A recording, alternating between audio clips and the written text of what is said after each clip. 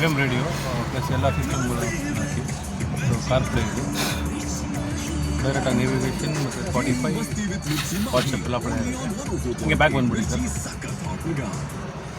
ಕಾಲ್ದು ತೆಗಿರಿವ ಸ್ವಲ್ಪ DVR front recording and back recording ಹಿಂಗೆ ಬ್ಯಾಕ್ ಬಂದಿಬಿಡ್ತಾರೆ.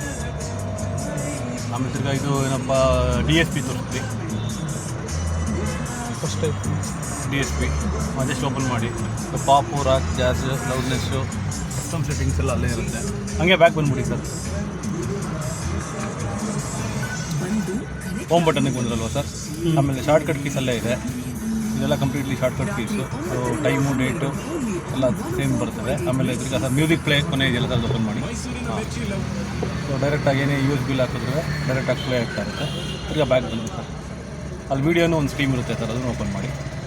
ಮೈನ್ ಮೆನು ಅದು ಸರ್ ಅಲ್ಲೇ ವೀಡಿಯೋ ಎಲ್ಲ ಇರುತ್ತೆ ನೋಡಿ ಸರ್. ಅಲ್ಲೇ ಬನ್ನಿ ವೀಡಿಯೋಸ್ ಅಂತ ಇಲ್ಲಿ ಅದರಲ್ಲೊಂದು ಡಿಫಾಲ್ಟ್ ವೀಡಿಯೋ ಅದನ್ನು ಓಪನ್ ಮಾಡಿ ಸರ್. ಅದರಿಂದ ಕ್ಲಾರಿಟಿ ನಿಮ್ಗೆ 4K ರೆಸಲ್ಯೂಷನ್ ಬರುತ್ತೆ ಸರ್ ಕಂಪ್ಲೀಟಾಗಿ. ಸೊ ನೀವು ವೀಡಿಯೋಸ್ ಅಲ್ಲಿ ಡೌನ್ಲೋಡ್ ಮಾಡಿಕೊಂಡು ಇದು ಮಾಡ್ಬೋದು. ಸೊ ಹಂಗೆ ಬ್ಯಾಕ್ ಬನ್ನಿ ಸರ್. ಆಮೇಲೆ ಫೈಲ್ ಮ್ಯಾನೇಜರ್ ಇರುತ್ತೆ. ಸೊ ನೀವೇನೇ ಫೈಲ್ ಮ್ಯಾನೇಜರ್ ಓಪನ್ ಮಾಡಿ ಸರ್. ಅಲ್ಲೇ ಅದೇ ಇದೆಯಲ್ಲ ಸರ್ ಎಕ್ಸ್ಪ್ಲೋರರ್ ಅಂತ ಇದೆ ನೋಡಿ ಗೂಗಲ್ ಪಕ್ಕ. ಸೊ ನೀವೇನೇ ಪೆನ್ ಡ್ರೈವ್ ಹಾಕಿದ್ರು ಇಲ್ಲಿ ಬಂದು ಕೂತಿರುತ್ತೆ. ಜಸ್ಟ್ ಓಪನ್ ಮಾಡಿ ಚೆಕ್ ಮಾಡ್ಬೋದು.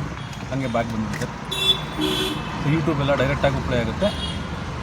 ಕ್ರೋಮು ಸ್ಪಾಟಿಫೈಯು ಎಲ್ಲ ಪ್ಲೇ ಮಾಡಿ. Thank you sir.